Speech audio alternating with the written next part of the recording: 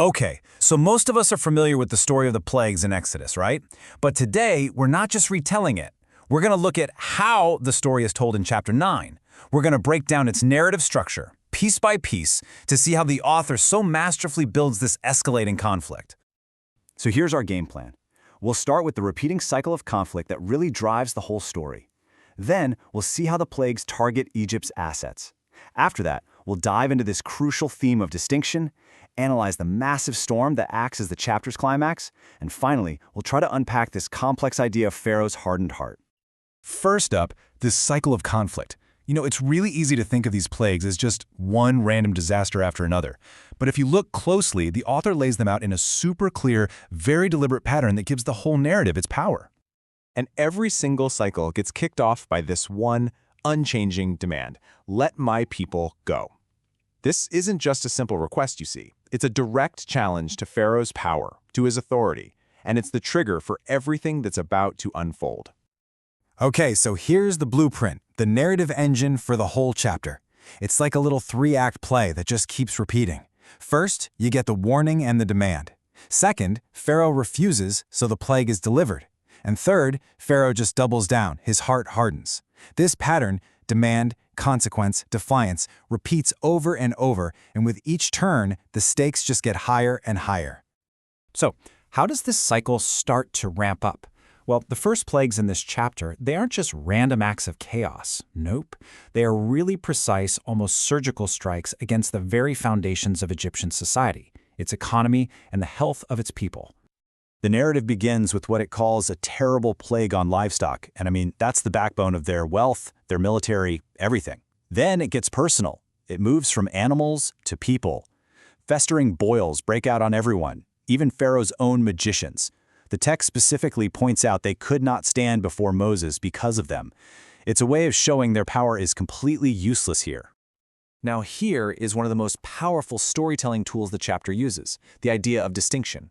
While Egypt is being taken apart, the story goes way out of its way to show that the Israelites are completely separate, completely protected.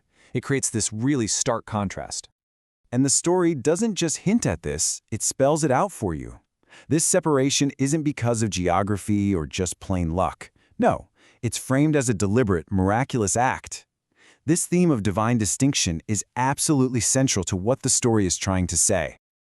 And look at how absolute the language is here. It's so black and white. It doesn't say some of the Egyptian livestock died. It says all of it. And for the Israelites, not a single one. The narrative leaves zero room for doubt.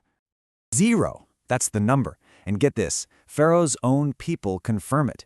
The text makes a point of saying that Pharaoh actually investigated and found that not even one of the animals of the Israelites had died. So the main antagonist of the story has to confront this undeniable, miraculous fact, and yet it still doesn't change his mind. So that brings us to the plague of hail. And the story itself tells you, this is a massive escalation. This isn't just another turn of the wheel. No, this is presented as the chapter's climax, something way more severe and way more revealing than anything that came before it. So let's think like a storyteller for a second. The story's already hit Egypt's economy and its people's health. Where do you go from there? How do you possibly raise the stakes even higher? Well, the narrative tells us exactly how. This isn't just another plague. This is the full force. And the purpose is stated right there. To be an undeniable, unmistakable demonstration of power. It's to prove that there is no one like me in all the earth.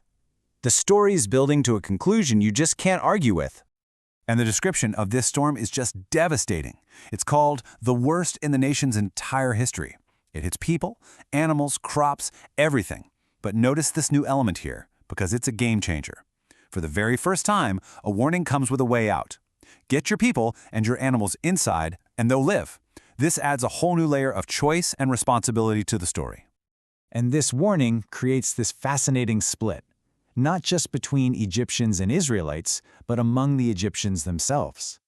Some of Pharaoh's own officials, the ones who feared the word of the Lord, they actually listen and they save their households. But others ignore it and they pay the price. The conflict is now becoming internal to Egypt too. And yet, through all of this unprecedented, widespread disaster, that central theme of distinction holds true. The storm is everywhere in Egypt except for one single divinely protected place, the land of Goshen. The separation is still absolute. So this devastating storm, it leads to the psychological climax of the entire chapter. Pharaoh, he finally seems to break.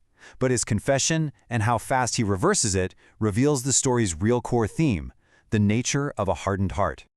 And here it is, the moment it seems like the whole conflict has been building towards. Pharaoh completely caves. He says, "I have sinned, the Lord is in the right," and he finally makes the promise, "I will let you go." For just a second, it feels like it's all over. But Moses, he's not buying it. Not for a second. Even as he agrees to pray for the storm to stop, he predicts that Pharaoh's change of heart isn't real. And this creates this incredible tension, right? Is the confession genuine? Or is he just saying anything to make the pain stop? And the sequence of events tells you everything you need to know. The confession comes only when he's under extreme pressure. The moment Moses prays and the storm stops, the second the immediate threat is gone, Pharaoh's defiance comes roaring back, and he takes back his promise. And just like that, the text confirms Moses was right all along. Getting relief from the plague doesn't lead to any lasting change. It leads right back to defiance.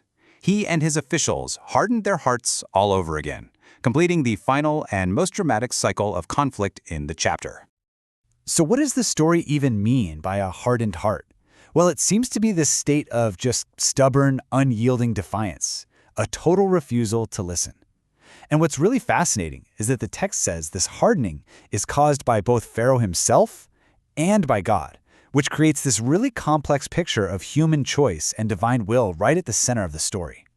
So, to wrap it all up, the main takeaway is this. Exodus 9 is not just a list of disasters. It's an incredibly well-built story.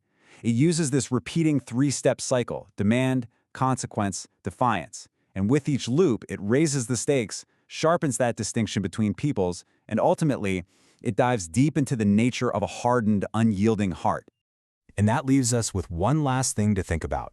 When a story is built on a repeating pattern like this, one that gets more and more intense each time, what is it really trying to tell us about the nature of power, the anatomy of defiance, and what it really truly takes for lasting change to ever happen?